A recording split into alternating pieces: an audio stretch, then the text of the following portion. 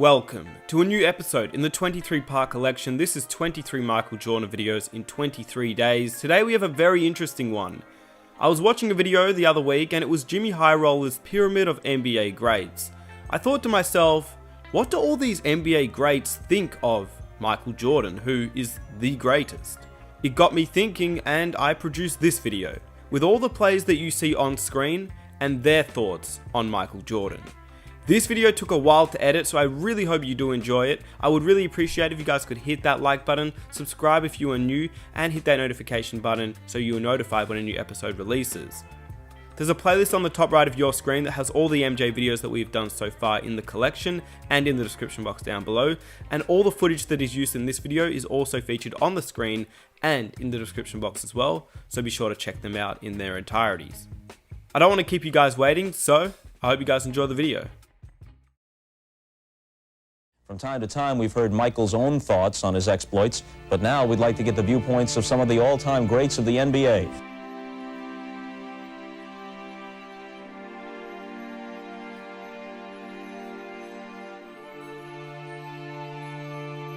A hot topic of conversation always in the media is legacy, right? Players' legacy. You're having a great season. You're having one of the best postseasons ever. 13 games with at least 30 points. And some are comparing you to Michael Jordan and saying how this could really positively affect your legacy, right? Is legacy, as it's portrayed by the media, important to you? I mean, I've never been, one of those guys that, growing up in high school, getting all the media and the college media. So I don't really think my legacy is going to ever reach the potentials of Michael Jordan. And I know you said before you can't predict the future. Yes. But Michael Jordan had 4 straight 40-point games against the Suns in the NBA Finals. I'm not Michael Jordan. Is that in jeopardy? I'm not Michael Jordan. 40 points in a straight 2. 4 in a row. Yeah, no, I'm not Michael Jordan. If there was one area of weakness people thought was a weakness with Michael Jordan was his outside shooting. And Michael, he went one step beyond. He even improved his three-point shooting, and now he's pretty proficient shooting from the three-point line. It's just impossible to defend him. Michael seems to be a different type of player. I've never seen anyone come to a jump stop, split the defense. He just seems to find holes in the defense, and I've never seen anyone like him. I think he's the best. Chuck Daly said to me, he said, "Charles, can I talk to you a second?" I said, "Yeah, Chuck, anything." He said, "You're the second best basketball player in the world." I said, "Who bet me?" He says, "That motherfucker right there." I said, "You're right about that." I says, "But thank you." And I said, and I've said it many times, that's the best compliment I've ever gotten from somebody. Listen, Michael's the best I've ever seen. I played against Michael a lot. We came into the NBA together. So I played against him. I was in the NBA for 16 years. I think he played 12 or 13, retired early and blah, blah, blah. But when I got to Phoenix, I told those guys the first day, I said, "Guys, we're going to the finals. We're going to play that motherfucker from Chicago." I said, "I'm sick of people telling me he's better than me. I just didn't have no help in Philly." Yeah. And I says, "We're going to play them in the championship." And we got there and they beat it. And that was the first time I ever said in my life, "Damn, I think there's somebody better than me at basketball." That's the first time in your life? In my whole life. But when Chuck gave me that compliment, it meant a great deal to me. Jordan the steal, tight ropes the sideline, all the way to the hoop for the dunk. Michael Jordan, I want to go say hi to Michael, right? I go up and shake his hand. He says, "I'm going to dunk on you, big fella." And I was thinking, what? This guy didn't even know me. I was like, where did that come from? So I was like, if you even come close to the basket, I'm going to take you out of the air. He's like, "Nope, I've dunked on all the other big fellas and you're next." That was kind of my welcome to the NBA moment. I have great respect for Michael, and I think we're friends. I mean, at least for my part, we're friends, and I don't just want to sit there and go, Michael, you're wonderful." I mean, even though I feel that way, he is. It just isn't my way. You only stroke a guy so much. He's a great player. Anybody that asks me, I'll tell him he's in maybe the top player of all time. I mean, I hold him in that kind of regard, but it doesn't mean I need to sit around there and tell him about it all the time, or tell everybody about it all the time.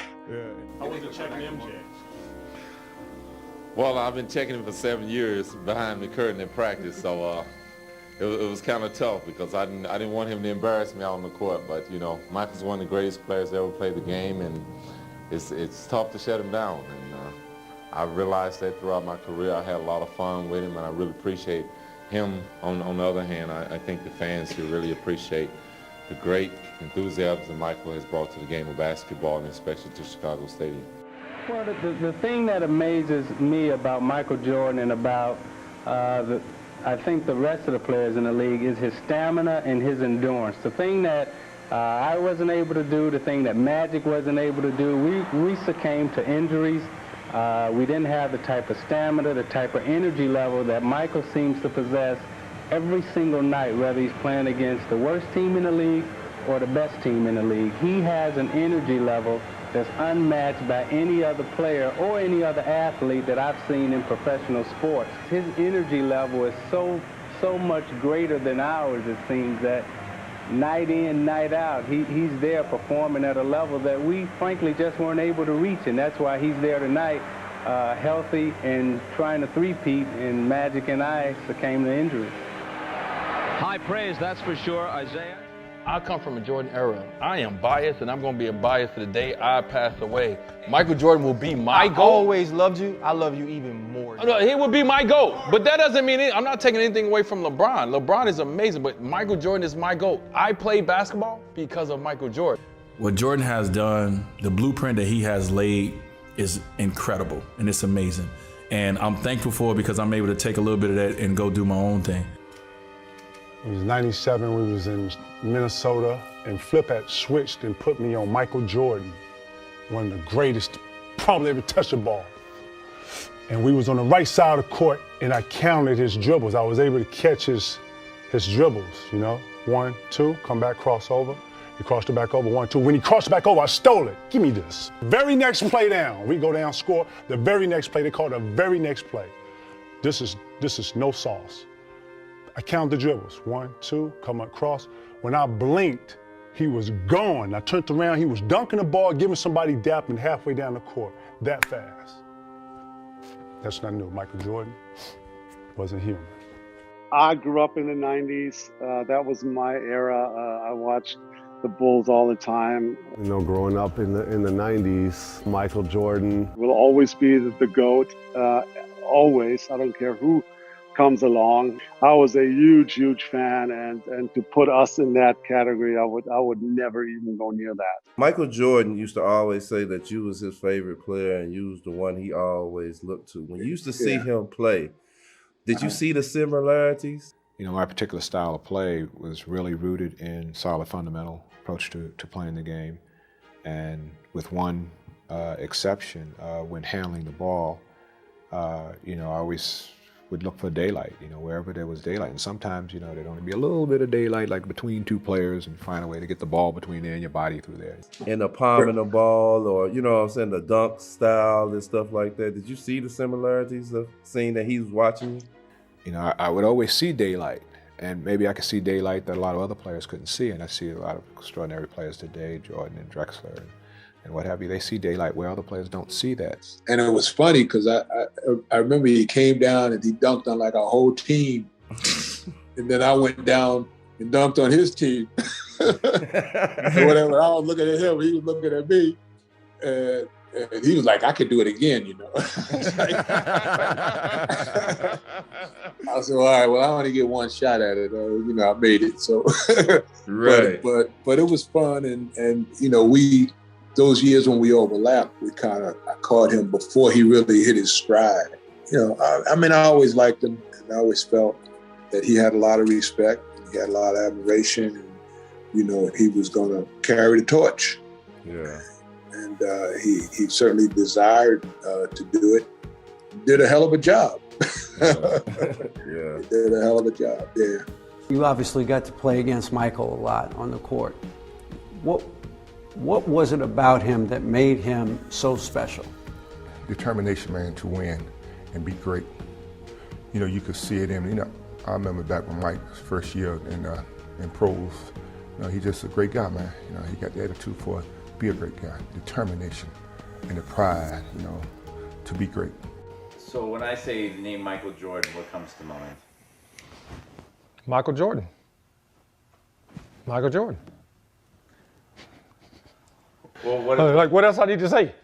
We was playing Chicago in Salt Lake. They switched and put John Stockton on it, and he turned around and dunked on Stockton. So some guy got up and almost followed him down the sideline and said, "Hey, Jordan, pick on somebody your own size." Next time down the floor, he dunked on Mel Turpin. And went over and looked at the guy and said, "Was he big enough?" Who was your favorite five over the years, over the history? You mean over the total NBA? Yeah, the total NBA. From when you played to now, who was your favorite five? Not your top five, but just your favorite five. Well, I'm going to say Jordan. You know, it's difficult in different ages and whatnot to say this guy was better than this player or that player. Yeah. Just give everybody their respect.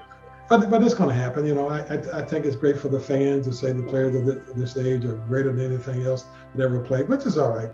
I really like Michael Jordan, and he and I are friendly. This guy has done more spectacular things than any basketball player I've ever seen. I agree. I mean, that's Jerry. That is saying a lot. I agree. he just stands apart from every player I've ever seen. That speaks volumes. The thing that people don't realize is some of the stuff he could do. I don't think there's any flaw in this guy's game. He's the best defensive player in the league, in my opinion. He's the best competitor in the league, in my opinion. He's by far the best offensive player, in my opinion. He's the best clutch player in the game. He's got the whole package, and his skill level, on top of that enormous physical package, really sets him apart from the other players. He was the best defensive player in the league. Yes. When he was playing, absolutely. He was the best offensive player. Right. And his athleticism, he was in Carolina, and they were running, I forget, 100 or 40-yard dash. Mm-hmm. He ran at some spectacular time. Wow. And one of the coaches said something to him differently. And he said, oh, I can do better than that. Wow. He went out at 0.2 of a second faster. Wow. The legend of Michael Jordan just get told every single day. Mm-hmm. You know, it's a Michael Jordan story being told by somebody on earth right now. You know, he was the standard. He was what you strive to be as a basketball player. To, you know, have so many stories and just know what he brought to the game and know how much he changed the game, and then to have him walk in and just to see that in form, it's just like, damn, it's captivating, you know? He's just a polarizing figure. He's built himself up to that point. It's like he's almost 60 years old, and we still view him as the best player in basketball, you know? So he went on a historic run that'll never be matched by anybody in the sport. But to see how he led by example every night was the same. You know, he dominated. And that's just simply the best leadership quality, is to go out there and play a game as hard as you can, play to win, and play at that elite level, you know. And he was at that masterful level of you know, just his skills for the game, his IQ for the game, and his athleticism, it all combined at once and made just a, you know, God-level player, in my opinion. I love MJ. That's my guy. How many times he been there? Six. How many times he won? I know. 6. Like, listen. I mean, everybody love MJ. As a fan, as somebody who just love, you know, like creativity, competition. Especially in the way that you played the game, you could impact the game on both ends of the floor. And I'm sure you always felt like there was time for you to flip a switch and get things back under control. He's the GOAT. What if we could send Michael Jordan back to playing basketball with you in your prime? Michael Jordan is one of those rare specimens that could have played at any particular time, and is a gifted athlete who is using those gifts in basketball incredibly so. I've been watching. We'll give you a couple talks soon, man. All right. Good night. What was going on in that conversation? Well, I just went over to say hello to him, and I was like everybody else. I meant all. He has been the liaison between something that's not so good and making it great for all the rest. I think that almost every man in the NBA should give him 10% of their checks. So I have watched him a lot, and I know what a great player he is, but I've never really, I don't know, had a liking for him. I was never a Bulls fan. I was never a Jordan fan. Just didn't vibe with me. Listen, Jordan was the greatest in my opinion. Is he the best to ever play the game? Oh yeah. all the shit you see on your poster, like he's doing it in real life. Like he came by me so fast one time, I was like, oh shit. Mike, yeah, I was terrified. Any draft, you know, with Michael Jordan in that draft, I'm very, very happy that I played that era because that was the golden era of basketball. He'll laugh and smile with you, just like he did in shoot around with me.